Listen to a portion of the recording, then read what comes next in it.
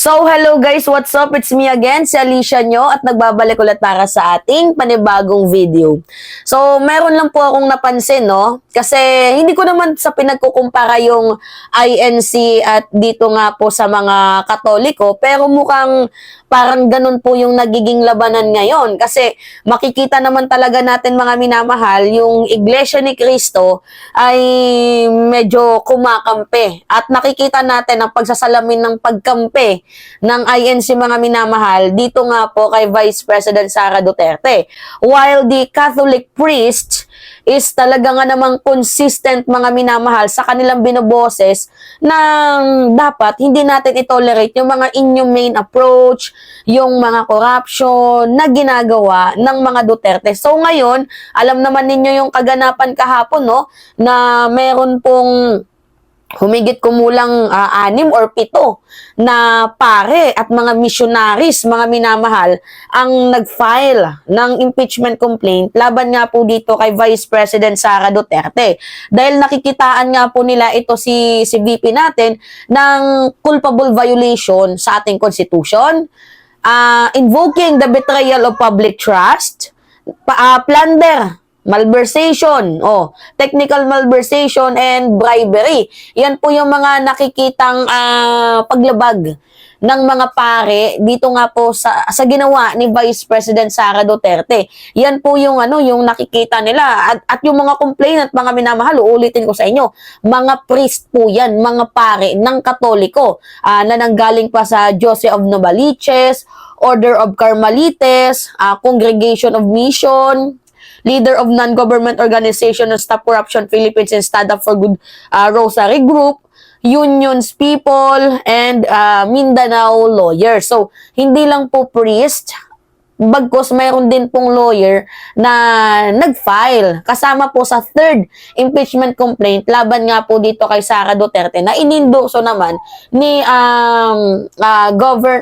Congressman Camarines Sur 3rd District Gabriel Bordado, na ang kanilang law firm ay itong si Amando Vergil Ligutan. So panoodin natin to mga minamahal. Itong sinabi ng lawyer ng mga nag-impeach, gustong maghain ng impeachment, naghain ng impeachment laban dito kay Vice President Sara Duterte. Alright. Mga 7 kaming pare at ibang mga kasama naming lawyers. 7. Paglilinaw mga minamahal, 7 silang lawyer kasama yung mga, 7 silang mga pare kasama ang mga lawyers. Alright. Mga 7 kaming pare at ibang mga kasama naming lawyers. We believe Bibi Sara committed something illegal and something immoral against the Filipino people. Narinig ninyo?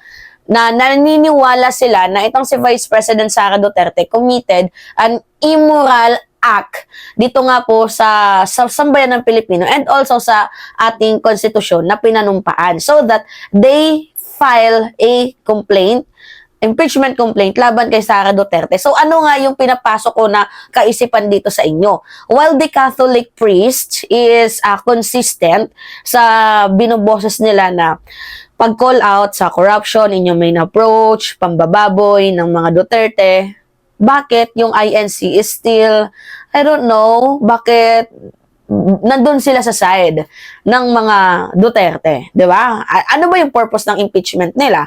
Ang purpose ng impeachment ng iilang INC, mga minamahal, is para daw po suportahan yung sinabi ng presidente na huwag i-impeach itong si Vice President Sara Duterte. Pero ano yung nakikita nyo mensahe? Sumusuporta sila kay Vice President Sara Duterte.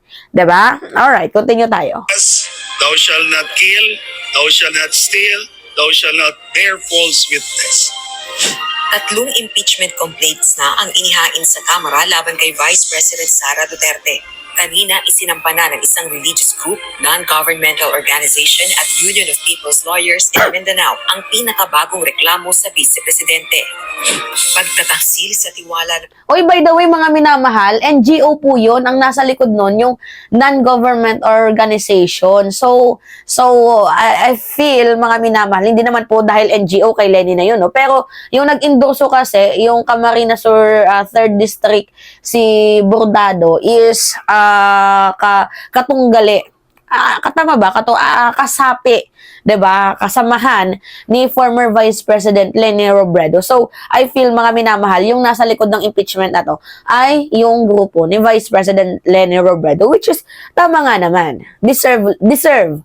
Tama yung ginagawa ng grupo ni VP Leni. At beside mga minamahal, ang akin talaga kasing inaasahan, yung magfa-file ng third impeachment complaint ay yung mga kongresista. Kasi kinausap itong si Velasco, 'di ba? Itong si Secretary General ng House ng Kamara na si Velasco na itigil muna or wag mo munang i-transmit yung impeachment complaint laban dito kay Vice President Sara Duterte sa himpilan ni House Speaker.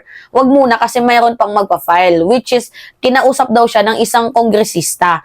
Ang akala ko, mga congressman ang magpa-file. Yun pala, ang nag-endorso ay itong si Bordado. 'Di ba? Si Bordado pala. Pero kung makakuha ng 1/3 vote, mga minamahal, ang Kamara dito nga po sa impeachment complaint laban kay Sara Duterte, hindi na tayo dadaan sa 60 days blah blah blah eklabush yan. Aakyat agad yan sa Senado. Pero ang tanong, napapanahon ba yung impeachment kay Sara Duterte? Mas maganda sana kung i-impeach itong si Sara Duterte na malinis yung nandoon sa Senado. Kasi up to this moment, alam naman natin na kailangan makagather ng 16 signatures, 16 votes. Mayroong mga kupal na kongresista na mga nandyan, 'di ba? Na hindi pabor na ma-impeach itong si Sara Duterte. Ilan ba yung senador natin? 23 na lang. 16, 17, 18, 19, 20, 21, 22, 23. Kailangan, pag mayroong 7 na hindi pumirma dyan or hindi sumang-ayon sa impeachment, talo tayo sa impeachment, di lalaki yung ulo ni Vice President Sara Duterte. Nandyan si Go, si Bato, si Robin, diba? Si Binay, si JB. Diba? Sino pa ba? Si Jinggoy, diba? Yung Cayetano, yung magkapatid na Cayetano, yung mag-ina, just me, si Aimee pa, may 11. Publiko, paglabag sa saligang batas, panunuhol, graft and corruption, at iba pa ang grounds ng impeachment ng grupong ito. Kaugnay ito ng isinasagawang investigasyon ng House Committee on Good Government and Public Accountability sa paggastos ng confidential funds ng Office of the Vice President mula 2022 hanggang 2023. Gayon din ang Department of Education nang si VP Duterte pa ang kalihim nito noong nakalipas na taon. The impeachment complaint is based on how the Vice President of the Republic of the Philippines illegally disbursed the confidential funds entrusted by the Republic to her. This is based on the results of the committee hearings done by Congress. This is based on the facts that the disbursements of the confidential funds, the disbursements were not properly done. Ini-endorso ang impeachment complaint ni House Assistant Minority Leader Camarines Sur 3rd District Representative Gabriel Bordado at House Deputy Minority Leader Ambis OWA Party List Representative Lex Anthony Cris. Dalawa pala sila. What makes this complaint different from the two already filed impeachment complaints is that these priests, these lawyers believe that with what transpired and with what the public saw during the committee hearings, it's no longer just the legal and constitutional obligation of the members of the House of Representatives to impeach and for the Senate to remove from office the sitting Vice President of the Republic of the Philippines. Hanggang sa kasalukuyan, nananatili pa ang unang 2 impeachment complaints laban kay Vice President Sara Duterte sa tanggapan ni House Secretary General Reginald Velasco. Ayon sa opisyal, pinag-aaralan pa ng Legal Department ang mga reklamo. Rosa Licoz, UNTV News and Records. Actually, dapat matagal na yung naihain sa himpilan ni House Speaker Martin Romualdez. But, sabi nga ni Velasco, meron pa po sa kanyang nakikiusap na mga kongresista, which is yung dalawang pala yun, si Bordado, tama ba? Tama ba yung pangalan? Si Bordado, ano ba yun? Yeah, si Bordado nga.